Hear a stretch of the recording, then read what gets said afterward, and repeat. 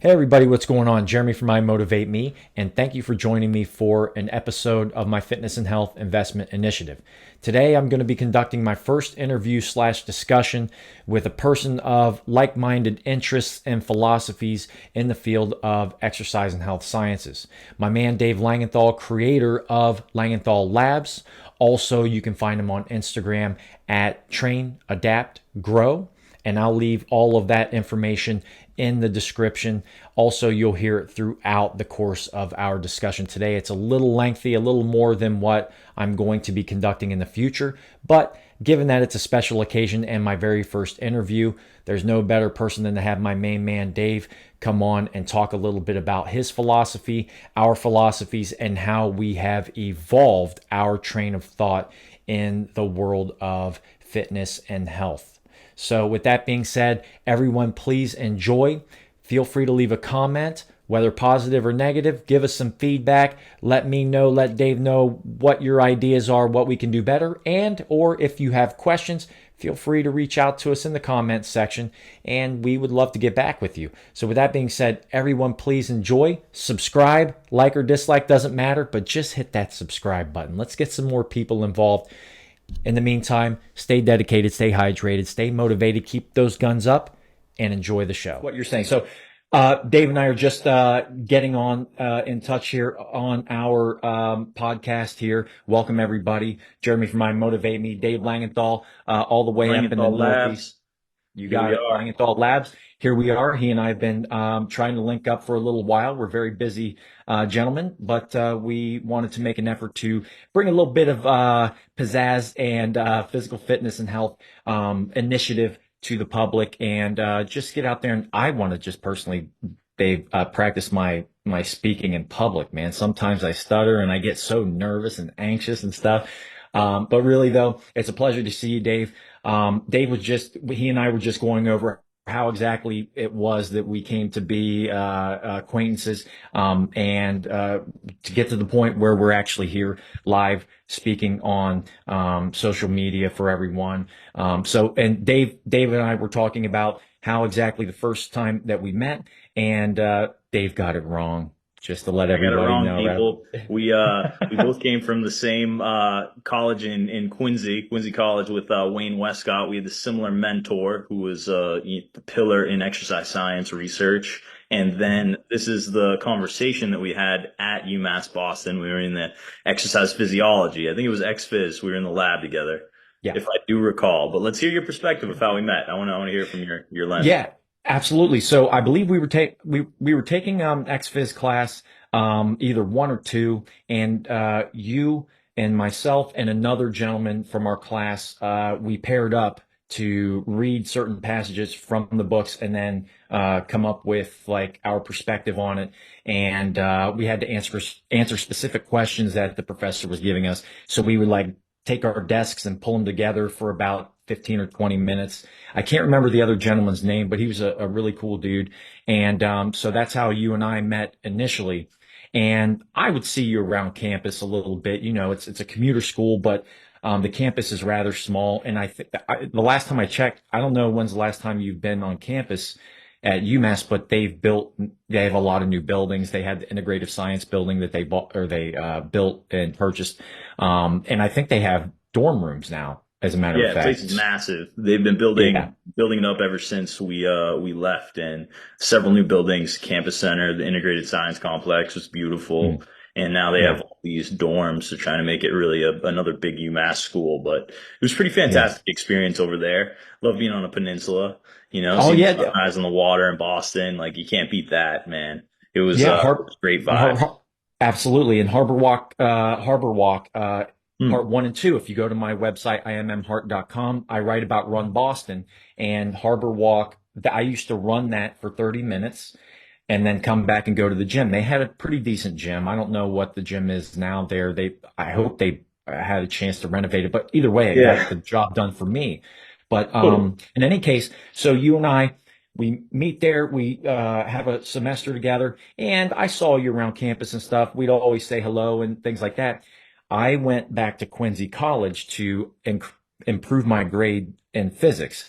I think you and I were both at the time thinking about Physical You know, therapy. physical therapy, always an option in exercise science. You know, all you exercise Yes. science students out there, it's a non-professional degree. You really have no direction. You just have passion for exercise and a fascination with the human body. And then where are you going to go from here? You know, that's a route that a lot of people feel kind of funneled into. So we were looking in that route. We're both passionate about the same kind of stuff, and then ended up taking some more coursework at Quincy. And yes, is that where we took physics together? We took physics one or We physics did. two?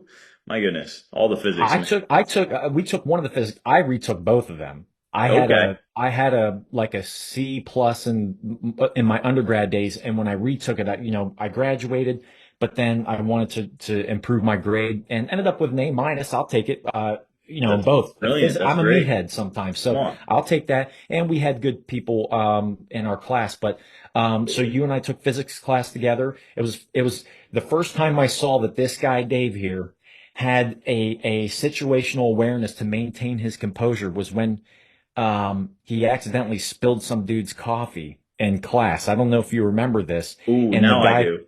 the guy freaked out on you, and he was a younger kid, a really skinny kid. God bless him, but he was always a really strange character, a little touchy, and edgy. And so you just looked at him as he's chewing you out, and you just said, you turned around, you didn't say a darn thing. And I was like, boy, I would have gotten up and done something. Dave was cool as the other side of the pillow. And afterwards, I stopped Dave in the hallway and I says, Dave, how did you do that, man? He says, I don't know, man. That's his problem, not mine. We just left the class.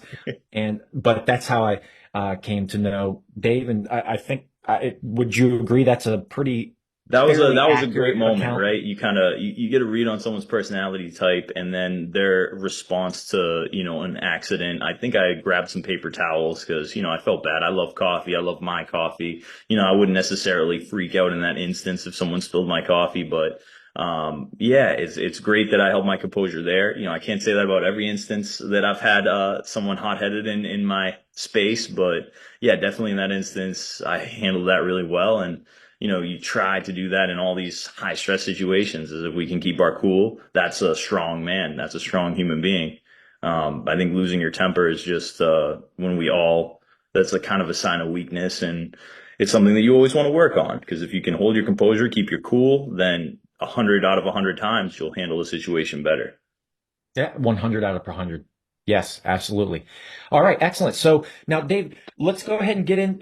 So what folks on my channel are going to know what I'm already about. Folks on your channel are already going to know I what love you're it. I about. motivate me, man. I love your stuff. It's virtuous. It's great.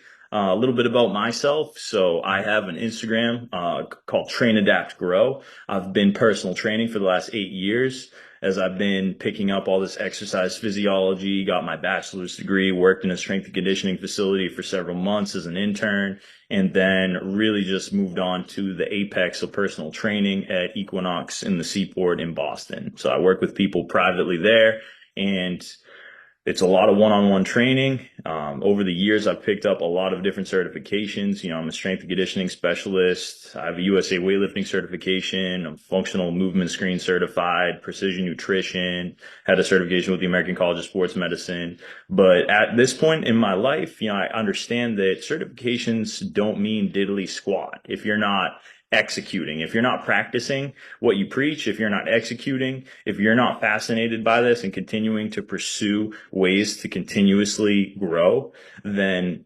the certification is just for liability purposes. But it does feel good to have the gold standard of certifications in my industry and just to be practicing at the highest level. And I try to practice as more of a scientific practitioner in a physical way rather than like kind of sweat jockeying around because you do see a spectrum of people in personal training. So there's definitely, you know, a diverse range of experiences that people have had. Yeah, absolutely. And in terms of taking having that scientific background, which is what you and I were doing to begin with. So you can go the DPT route as a physical therapist, or like Dr. Wayne Westcott told me, Jeremy, he was bumping me. I was a research assistant while you and I were working together in our physics class with Wayne Westcott in that gym in the bottom of the building. He Yup, used basement. Nautilus, yeah, in the basement. And so The we were Nautilus, the we great were machines, man.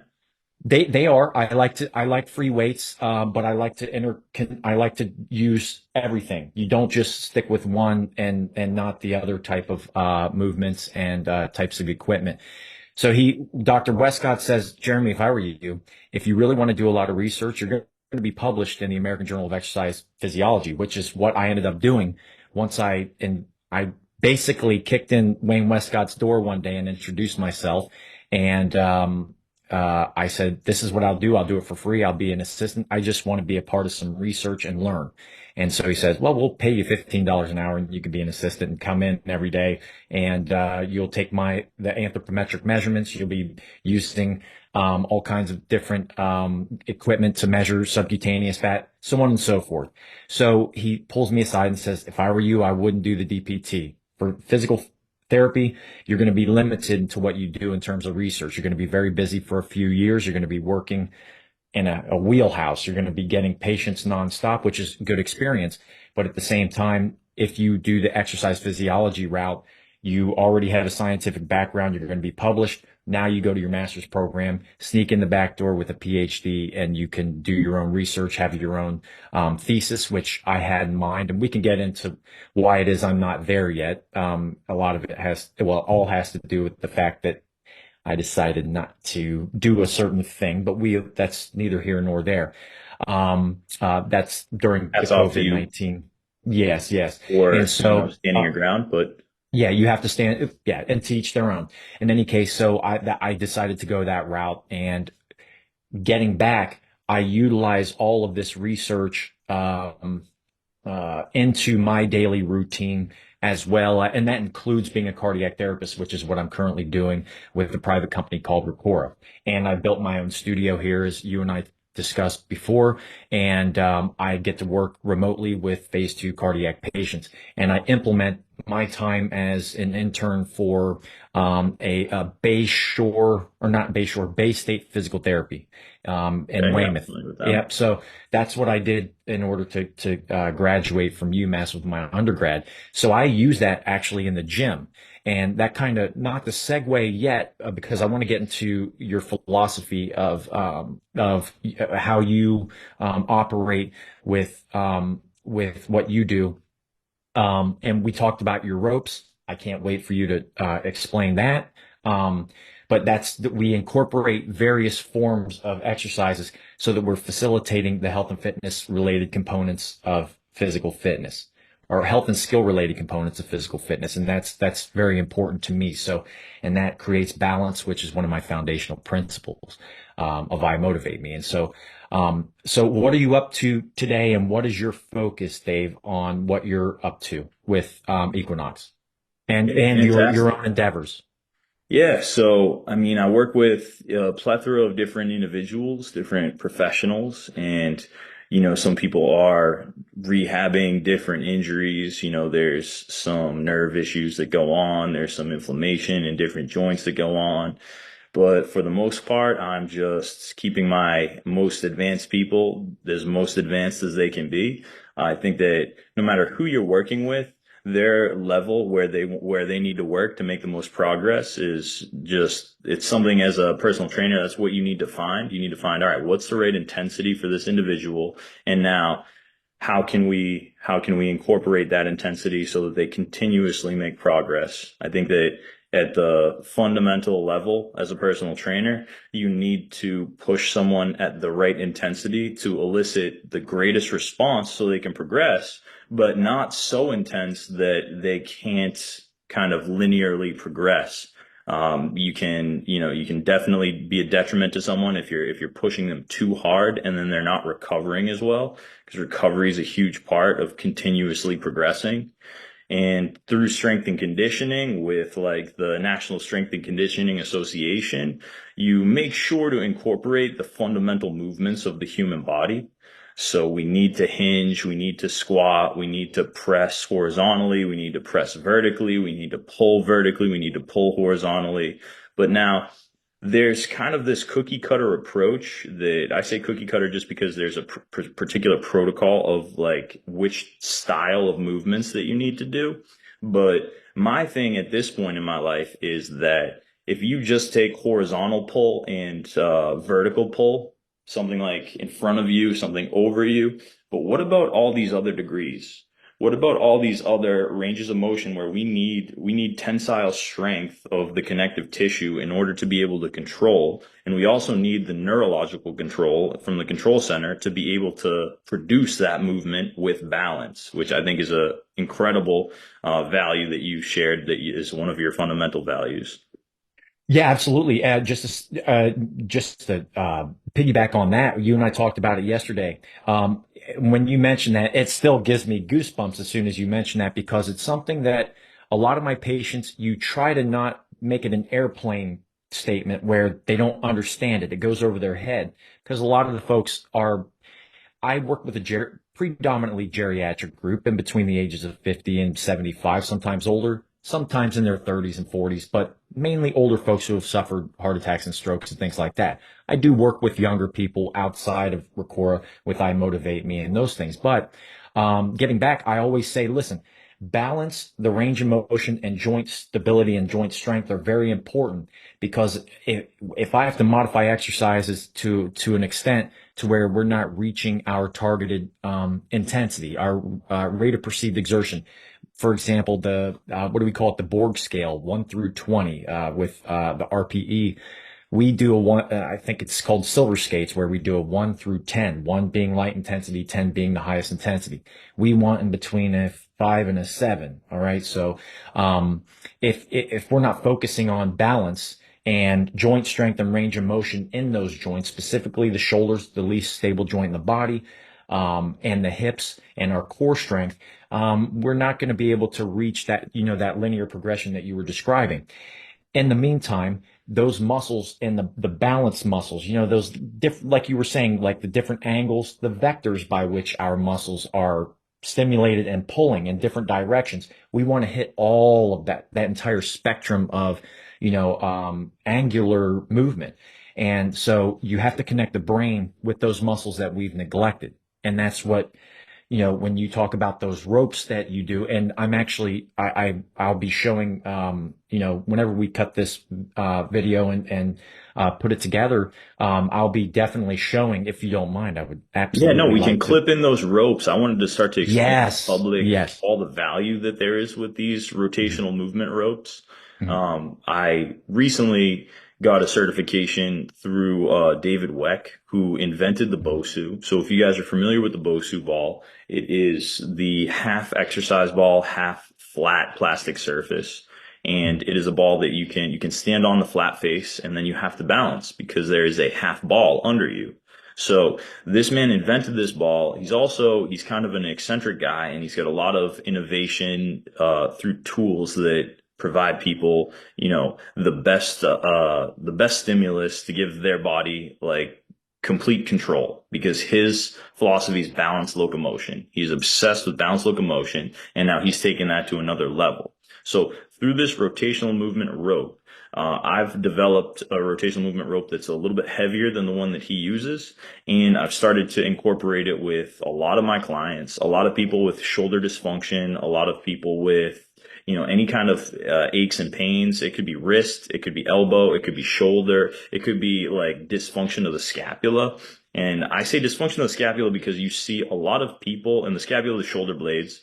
Like a lot of people have shoulder blades just sitting on top of the rib cage, right in the back. We have two shoulder Mhm. blades. And if the shoulder blades are lacking motion, then you will get shoulder dysfunction, and that leads to pain. This leads to inflammation. So there's a lot of shoulder impingement and a lot of pain in the anterior shoulder that's caused from the inability to move the shoulder blades, those scapulae, just to the right degree. So that's from a lot of years of not having motion. And I was talking to my mother about this. It's not necessarily because you're so strong that you lack the motion. It could be that you're so weak that you lack the motion. So I think there's two ends of the spectrum where people don't have this kind of mindful control over their shoulder blades. So when they think about things with the arm, they're just thinking about the elbow. They're thinking about the arm bone, the humerus here.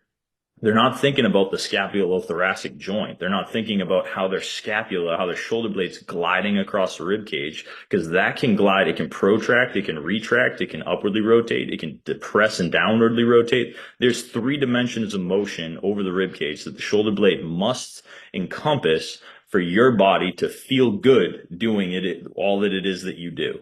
And really, that's my goal for people, is to allow you to have freedom of movement, to feel good, not be in pain, and be as strong as you want to be, as powerful as you want to be, and as coordinated as you want to be. And these ropes are a great way to get that across to people, because it's almost an understanding. It's almost like a neurological understanding that you must experience for yourself in your own body.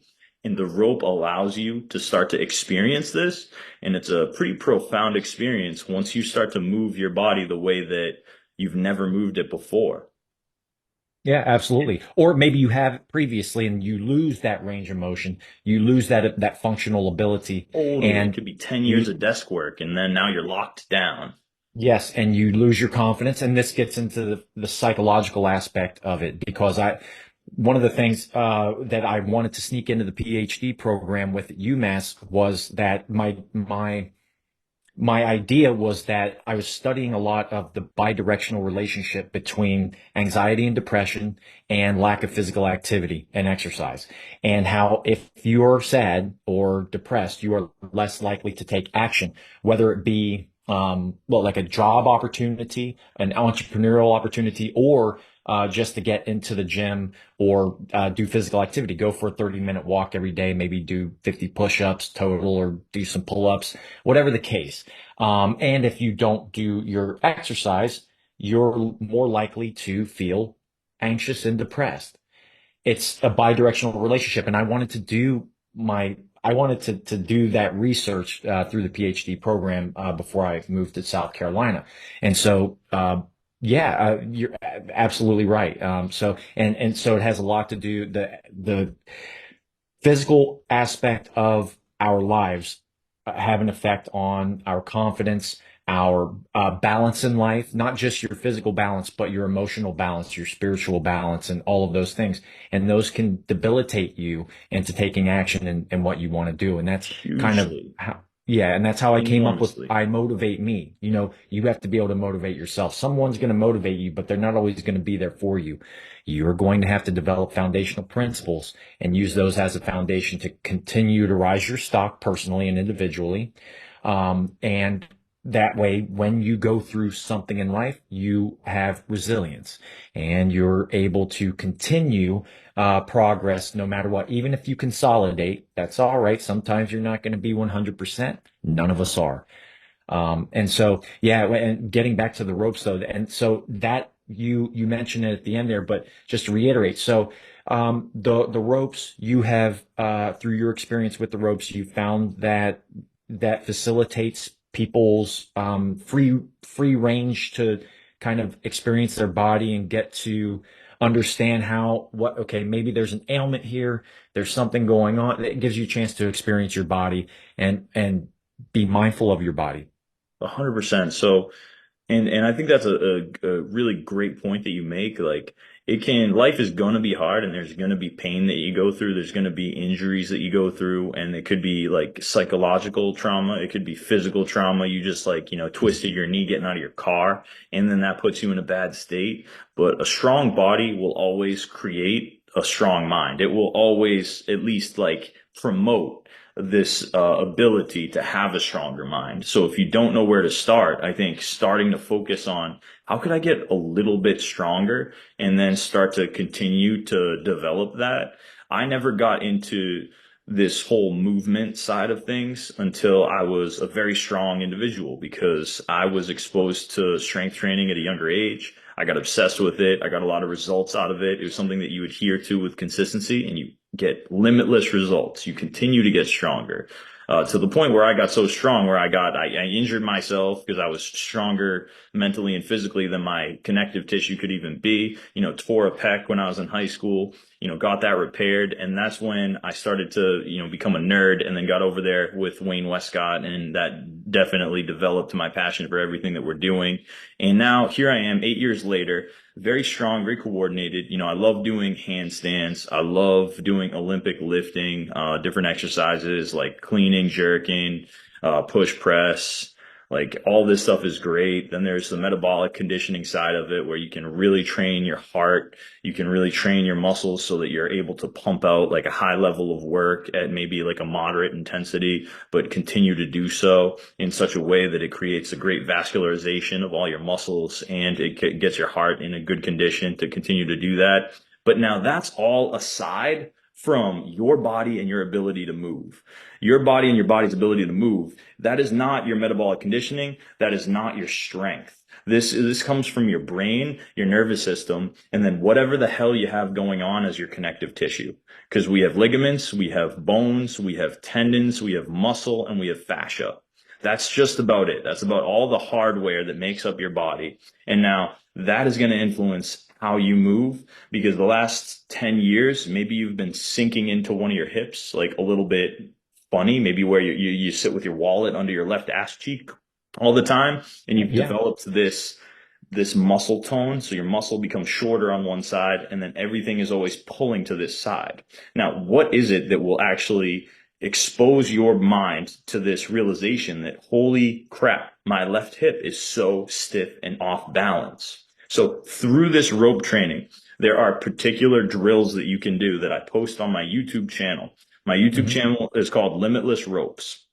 You know, Hmm. I've furthered the different drills that I've learned through the WEC method, through these rotational movement people. And now I've created something for people with rotator cuff issues, with shoulder issues, and Hmm. then anyone that wants to create a more balanced, like a more balanced connective tissue system to then do anything with, whether that's Olympic lifting, heavy lifting, metabolic conditioning, any power and balance plyometric work.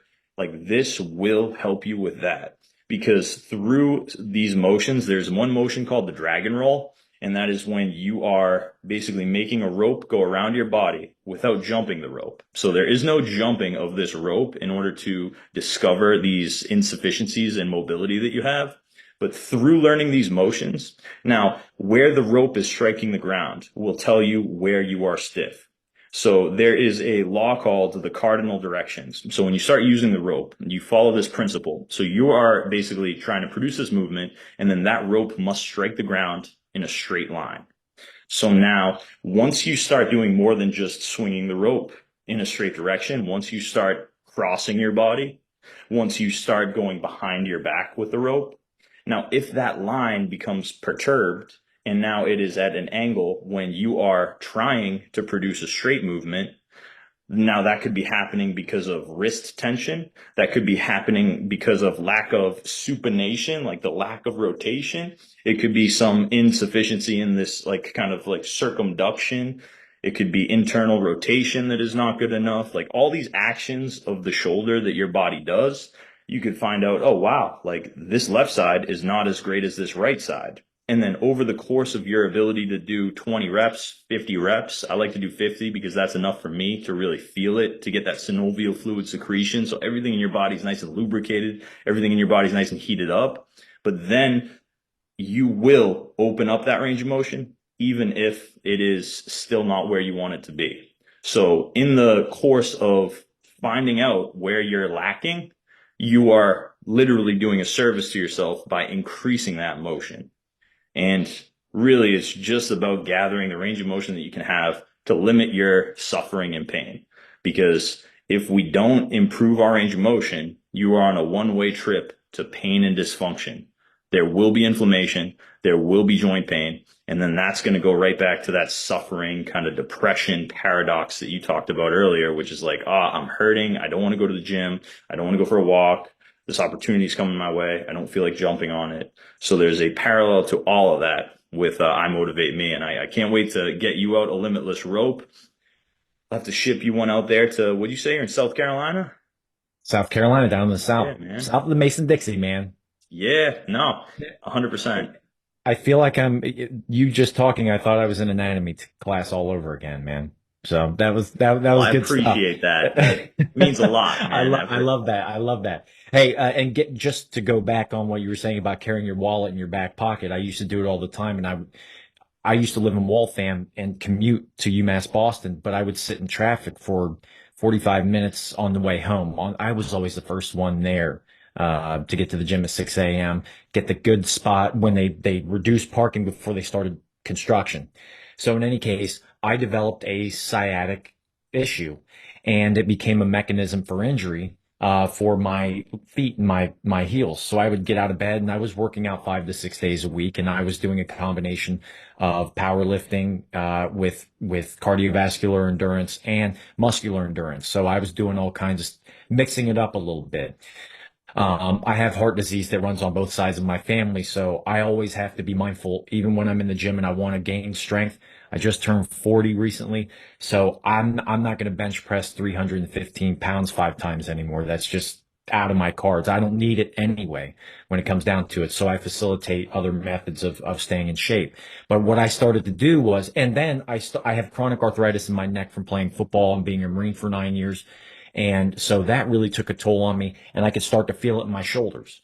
So the sciatic issue became a mechanism for injury from head to toe of various sorts. And I started carrying a fanny pack. So for those of you out there, I carried a fanny pack, but I would carry a really thin one, and I would make sure I could hide it under my shirt and hold it off to the side. That way I didn't have to carry my wallet in my back pocket. It wasn't bulgy. It didn't make me look like a scrub. And I was still lean, mean, looking like a fighting machine, but I could hide my stuff and still carry everything with me. And then, of course, that's not going to solve your sciatic issues. But at the same time, stretching will, certain movements that we're not used to doing, and being consistent, as Dave was mentioning, will assist you in identifying them through your mind. So now you're mindful of it, and now you have an opportunity to utilize, the expertise of gentlemen like myself and Dave. To come up with a game plan to assist in overcoming those obstacles, because they do become obstacles the older you get. And the more locked down, as you were mentioning, you get locked down, you're sitting at your desk all the time. Now you're hunched over. And instead of focusing on your posture is huge today.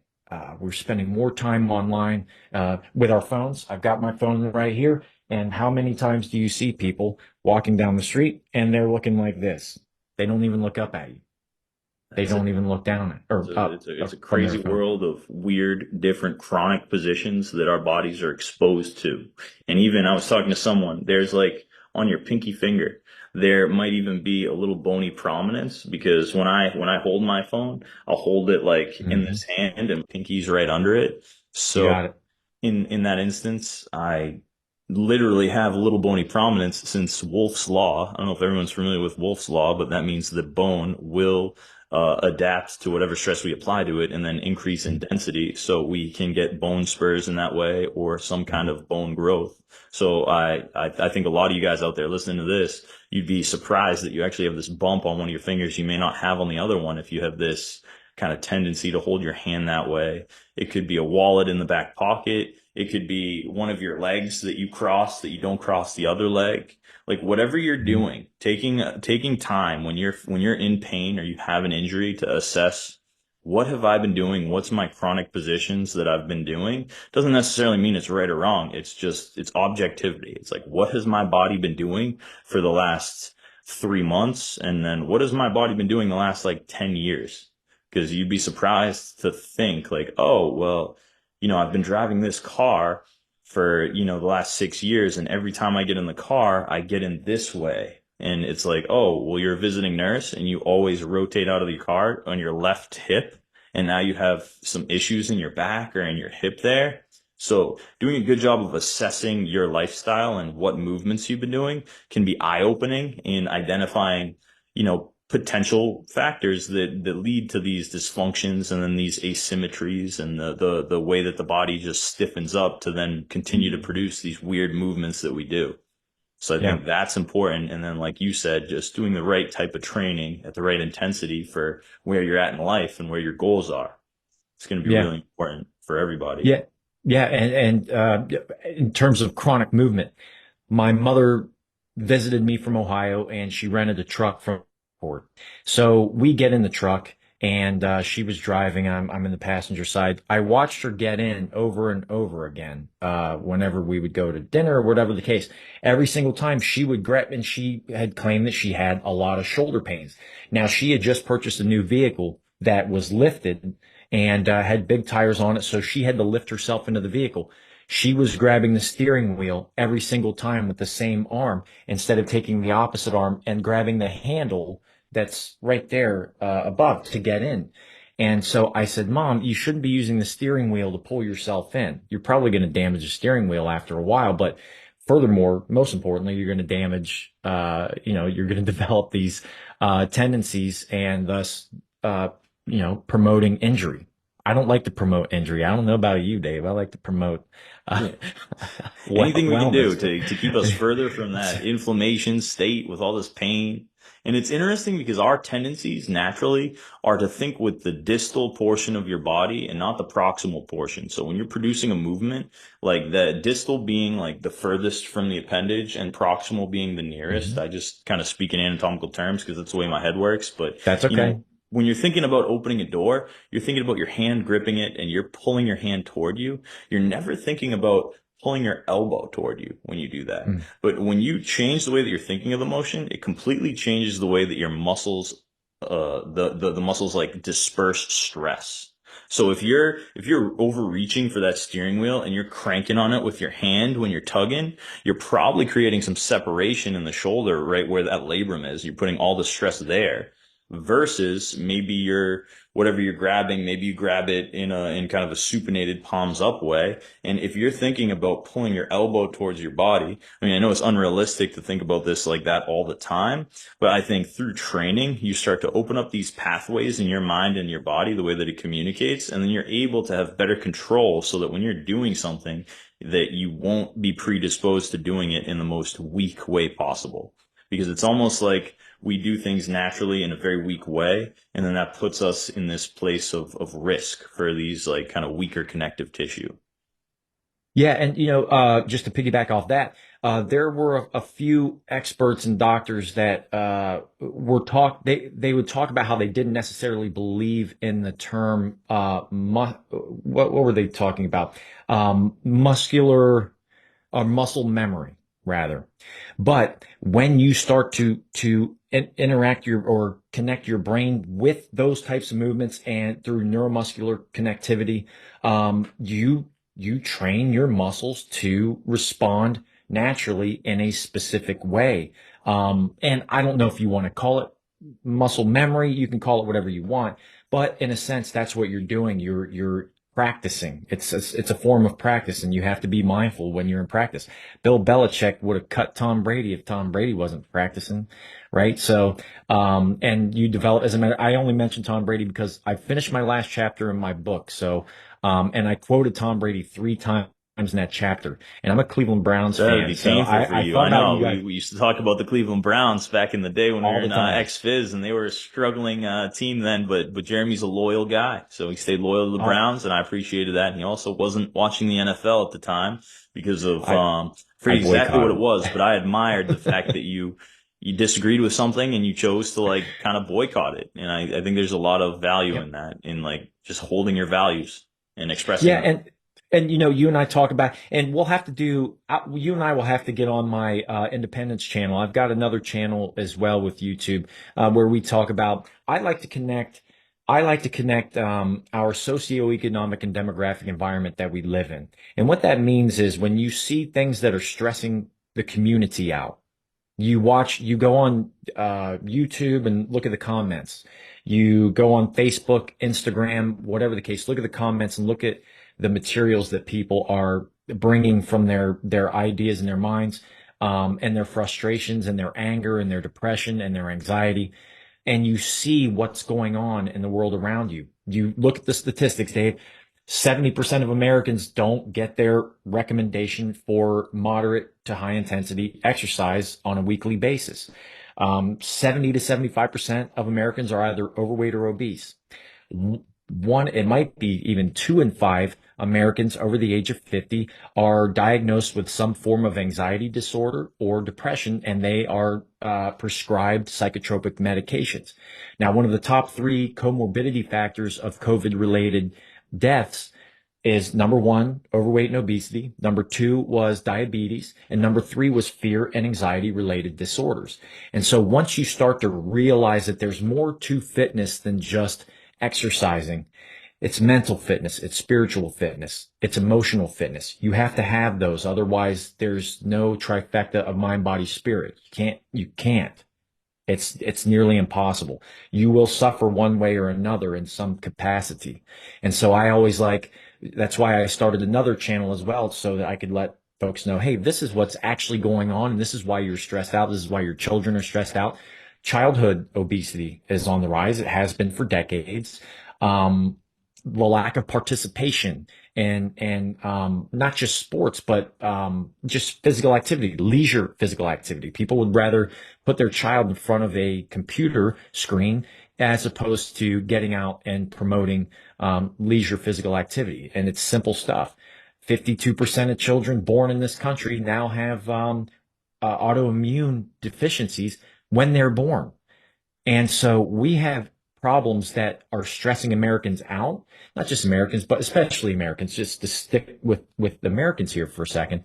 And so I always like to connect all of the things around us. If you understand the things that are around you going on, I can handle the truth. A lot of people are going to be upset and pissed off. We've talked about it many times when I visited when you were living with the Stevens boys, and we'll have to get them on here. I would love Oh, to have definitely. Yeah, that's one those other guys on. instance. I saw Jeremy, right? So we knew each other from UMass Oh yes, Boston, and then also parallel with Quincy College. But I think maybe before even the Quincy College experience, for the additional time, I came home one day from work, and boom, Jeremy's at home. He's there for a family dinner. It was great. He actually worked with one of my best friends over at their liquor store in Rosendale for a little bit once you were out of the military. And I just yeah, thought it was hysterical that you knew, some of my closest people, Greg and Chris, and then you ended up over there.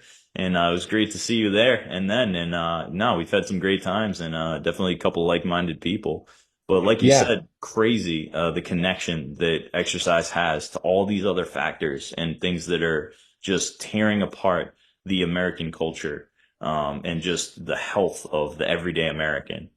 So, and I like how you brought the spiritual aspect of training into it, because there's not just the mind and there's not just the body. There is another element to our existence that people don't like to try to identify, because you sound kind of like, earthy, crunchy, or you sound like kind of Kooky religious. hippie-esque.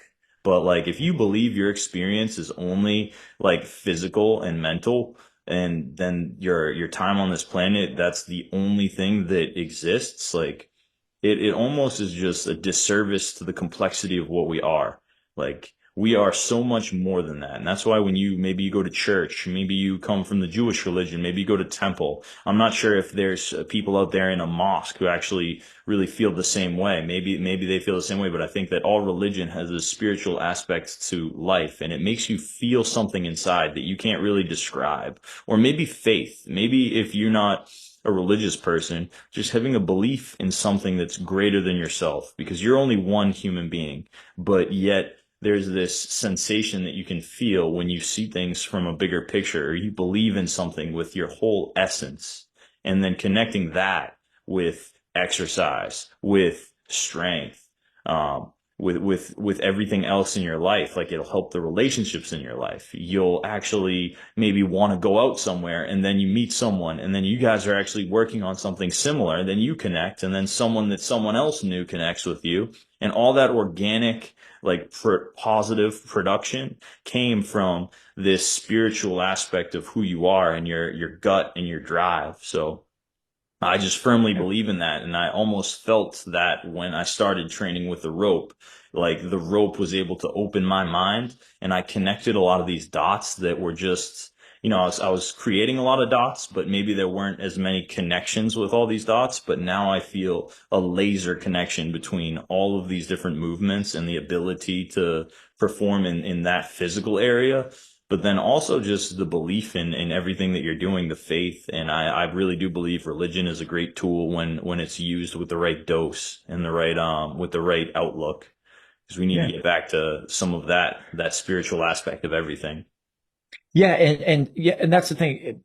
Spiritually, you can, the spirit, and the energy, I actually try to define everything on my own terms. So in my book, I talk about spirit decor. In the Marine Corps, we called it spirit decor. And that's a spirit that you have that, hey, when it's time to go and do your job or go out in PT, physical training in the morning, you're up at 5:30, you're out there at 6 a.m. You're going to run 3.5 miles. You're going to do all your pull-ups, push-ups, and whatever other exercises that we end up doing. You might firemen's carry a guy 100 yards and then he has to carry you back and you do that a bunch and then you run back.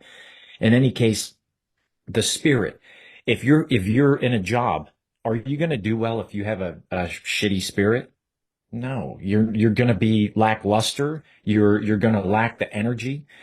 Your spirit and your attitude become contagious. And I talk about attitude and spirit together, and it blends into competition. So you compete with yourself, you compete with your surroundings, but mainly you want to compete with yourself to improve, seek self-improvement and all of those things. If you're lacking that spirit, it's going to be difficult to do it. And there are many things that can dampen your spirit. If anyone's ever heard of that phrase, hey, you're dampening my spirit, my mood, you know? And so the spirit is, and it can be in church. You can go to church every single day, but you can lack, spiritual consciousness, Very in true. that A lot of realm. people do that, right? They try to Yeah. go there as a escape and then try to tell themselves they are a certain way, maybe Mhm. while their actions are lacking thereof.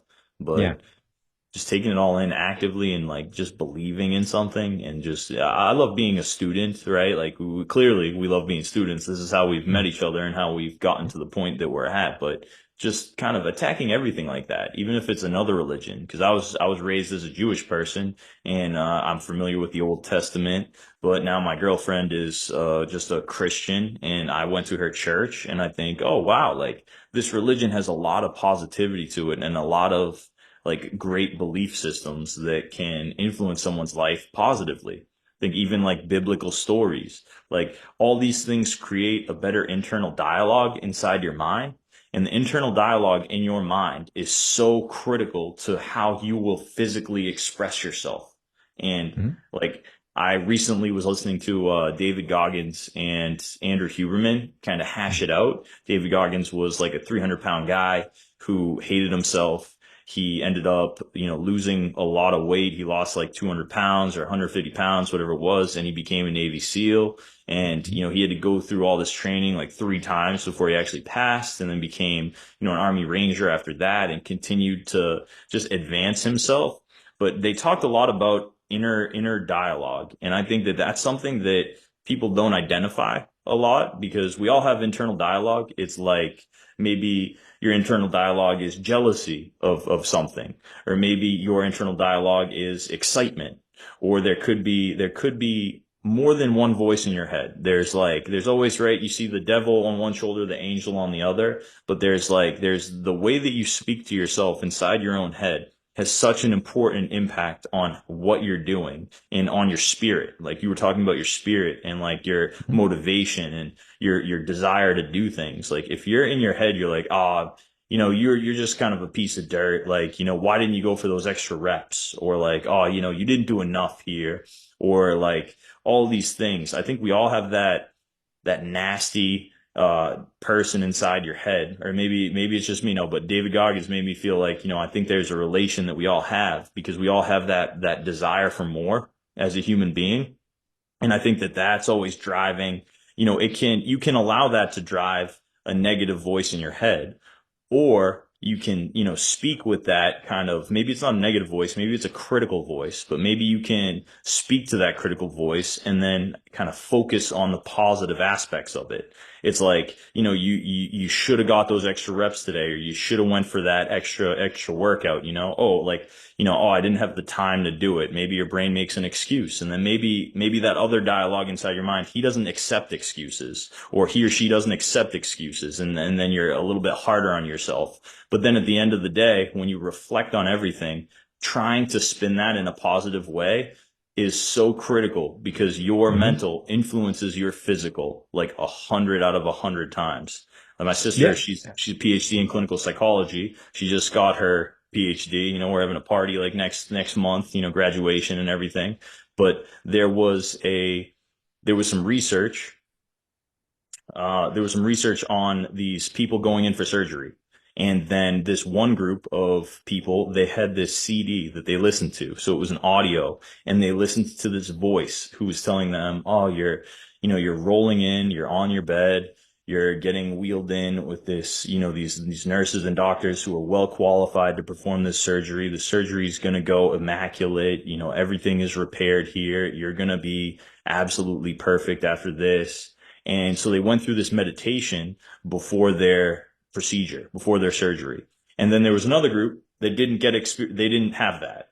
So then you see these two groups, these two different procedures that they had, or the same procedures that they had, but different protocols going into it. And the people that listened to this CD, they listened to this mental kind of preparation for this surgery and this positive outcome. They recovered faster than the group that didn't go through that procedure. So Mm. all that this was their mind and the internal dialogue talking to themselves, believing how well qualified everything was, how much of a success it was going to be, and versus just, your everyday person who's like, oh shit, I'm going for surgery soon, like hopefully it goes well. And then these people, they recovered months quicker than the people that didn't go through that process. So there's a lot of unidentifiable factors that influence our ability physically that hasn't been necessarily like fully researched, or even if it is researched, we can't identify exactly what it is that is the mechanism for why we're recovering faster, but we just know that ability to, whether it's imagery, whether it's, cognitive behavioral therapy, whatever your mental is going through, like that has such an impact, even on the connective tissue's ability to heal itself. So there is just too much research out there for you to ignore that. And the spirit is so important. Yeah, and that goes with the placebo effect when it comes down to it, because you've got two, a control group and the placebo group, and one receives this medication and it might not work as much as it does for the person who takes a sugar pill but thinks that they're taking a medication that's going to help them and who recovers. A lot of times it's the placebo group because they are confident. They become confident and they start thinking positive thoughts in their head. They don't have to concern themselves with their fear of possibly dying or being morbid in any capacity that they might be morbid. And so that, you gain a little bit of confidence in what you're doing. And that's why, going towards the fear of death for a second, not to, I go on tangents a little bit, but I always stay close to the circle, if you know what I'm saying. Totally. But so you've got your fear of death, and one of the things, as a child growing up, I had a lot of trauma in my life. My parents were divorced. My father died when I was young. There was there was domestic disturbances and things like that. I didn't know how to handle it as a young man, and so I always lived emotionally. And so some folks, there was one, give a shout out to Miss Ellen Long out there, up in Charlotte, North Carolina. I think she still lives there. But she says, Jeremy, she contacts me and says, look, I would like for you to get into the Stoic, and look at the virtues of the Stoics and the philosophy of Aurelius and Seneca and stuff like that. So I started to look into it, and I've never looked back after that. The virtues of the Stoic have helped me immensely. But the most important thing is that you have to overcome your fear of your eventual end. It's who we are as human beings. And so, getting back to the placebo effect, people can gain confidence in knowing, oh, maybe I'm going to be helped. Maybe this is helping, when in reality, they're not even taking the medication, but yet they improve in their health outcomes. So, yeah, absolutely. The mindset is everything. And I write about that on my website, immheart.com. And, I talk a lot about everything being 99.9% mental. Everything else it's one less than 1% physical. It is 99% mental. if you don't have the mental capacity or the will, um, and the fearlessness and the ability to manage your risks and understand that life is going to be risky and that you're going to touch a doorknob and get germs on your hands and you're not going to die. And even when it's time for you to go, that's who we are as human beings. In the meantime, you live every day like it's going to be your last. And we only have a certain amount of time on this planet. And therefore, you have to put forth an effort in doing whatever it is you want to do. That's where you start to live through your ideas and not worry about those things that are only going to be detrimental to your health in the long run anyway.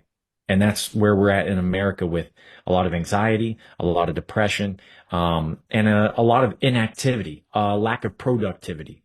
And that's got to change. And I think that's why I try to talk with a lot of folks in our generation, our age group. I'm a senior millennial. And so it's time for us to take over the helm from all these old bags on Capitol Hill and things like that, not to get political, but it's our turn to lead our communities. And it starts with health. It's health is your wealth at this point because your money's not going to mean anything in the future when it comes down to it. Unfortunately, I hate to break the news to everyone, but that's where it's heading. And so you're going to have to be healthy and resilient and have confidence and yeah, and be aware of your surroundings, be aware of your community, and understand, hey, I'm a healthy individual, a man or woman, and I'm going to help others and try to guide others through my ideas.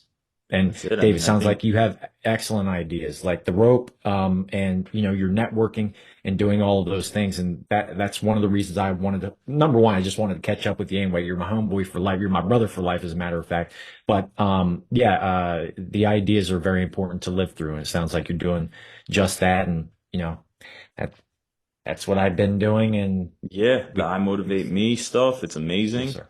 It's super important, and I think Stoic philosophy is incredible. If you don't have the Daily Stoic, you should probably pick it up. It's an awesome book. I forget who the author was. I remember I saw him on a podcast, and I disagreed with one of the ways he looked at things. He's But on. I Yeah, love the book he's on the because he's podcast. Yeah. just giving out that Stoic philosophy. I think that's what people have really strayed away from is having like an ethos or philosophy that they live by.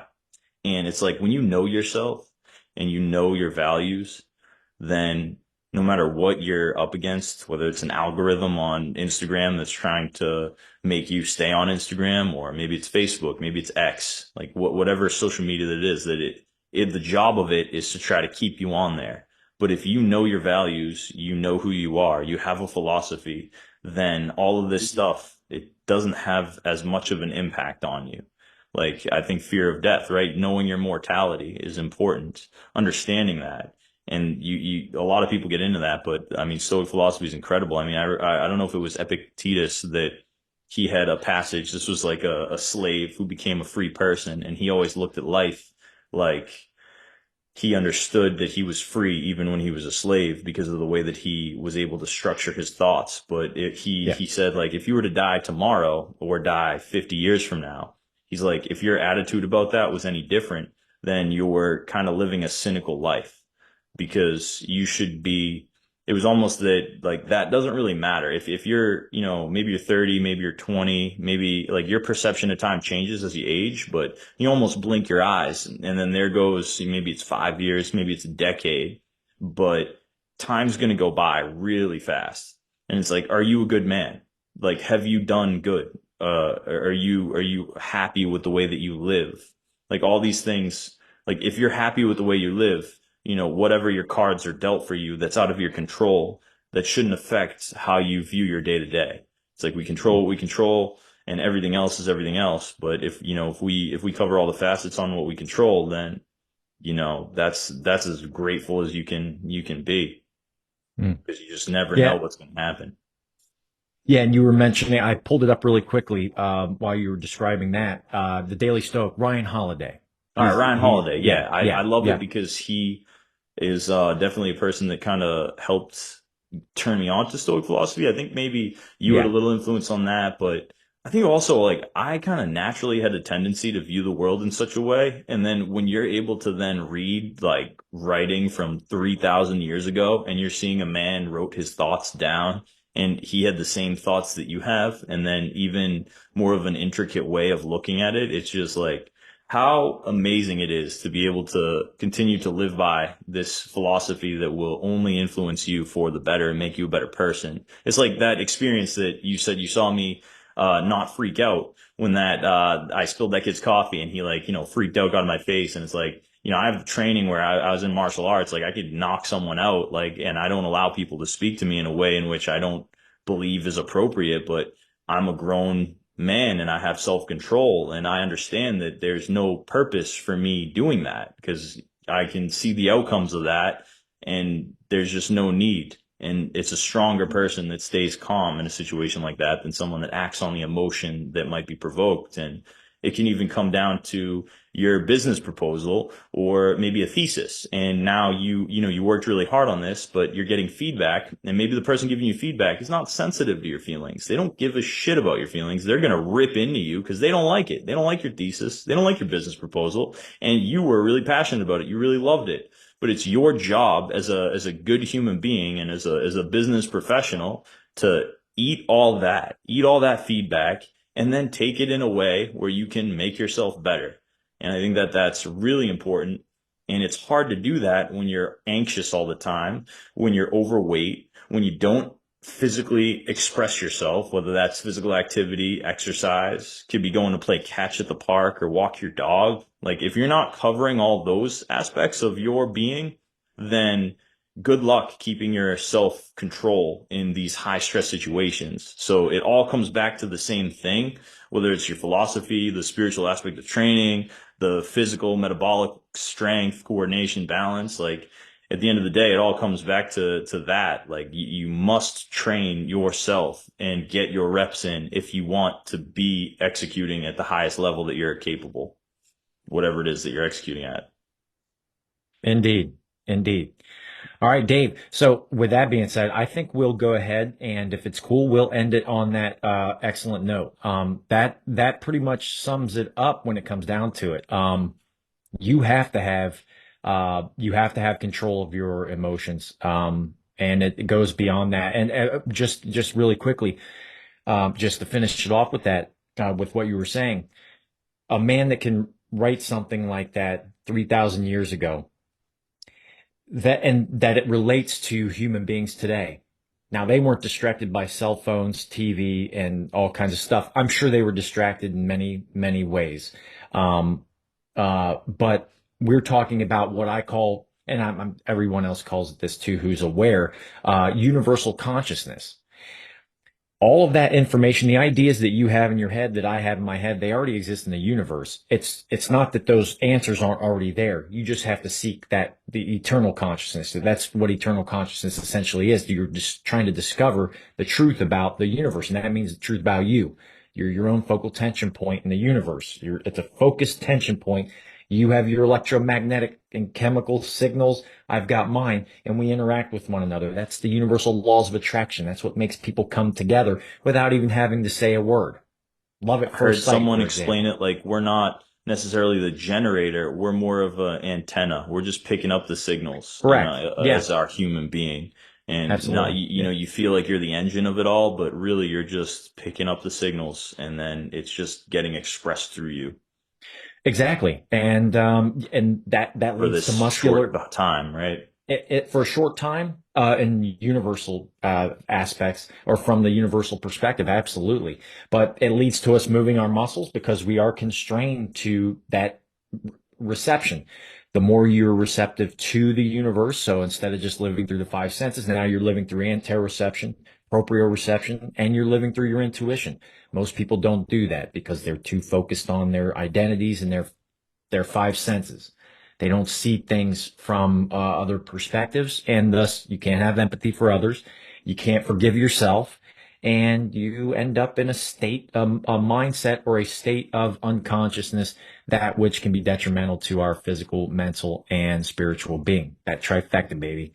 So, yeah, with that being said, Dave, I greatly enjoyed this, and I appreciate you taking time out of your day. And I Hey, was a same little here, Jeremy. nervous. Same I here, was man. telling everyone. I was calling my buddy Mike. I was calling my girl Shay. A bunch of people up in Massachusetts, and I was saying, yeah, man, I've been getting everything ready. I have my ordering plan, the format, platform, content. What are we going to talk about? And so I'm glad we covered more than what I had in mind. So I'm very grateful for that, man. And you look great, man. You're doing your healthy thing, and it was just such a pleasure today, man. Thank you. Likewise. Yeah. And feel free to give me a follow on Train Adapt Grow on Instagram. That's where I post all my strength and conditioning content. I also have a page called the Langenthal Lab where I post some exercise science rants, for all you nerds out there and fellow exercise science people. And then recently I started the company Limitless Ropes, where I'm starting to put people on to this ability to elevate the way that you move through the rope and then really get therapy for your joints because all this inflammation, all this stuff, like I can't wait to put Jeremy on here and then, talk to him 3 months down the road once he starts developing these connections that are just so profound for human movement and everything else. It can be even just therapeutic for the mind. It's like how many times a day we lack our focus because our focus is elsewhere. When you are just Mhm. present and you are focused, like that's where a lot of people love sports. They love like maybe this podcast where we're focused on this discussion. I am not focused on anything else in my day right now. Mm, Just like what you're saying, just like how absolutely. we're kind of discussing all these important topics. But yeah, man, come find me on social media. Got the YouTubes out there as well, the Langenthal Lab and also Limitless Ropes. And dude, I just can't wait till next time and we got to get you back in mass soon and only big things coming, man. Yeah, absolutely. I will make sure to put everything on my page. I'll put that in the description. All of the links to Dave's products and his endeavors. So, with that being said, everyone, thanks for joining. And Dave, until next time, man, keep it up, brother. Keep up the good work, and we'll talk soon. Yeah, sounds good, man. Thank you everybody. And let's go. Let's keep being positive here. All right. All right, Later, man. Dave. Have a good one, bud. Hey, I'll see you, Jeremy.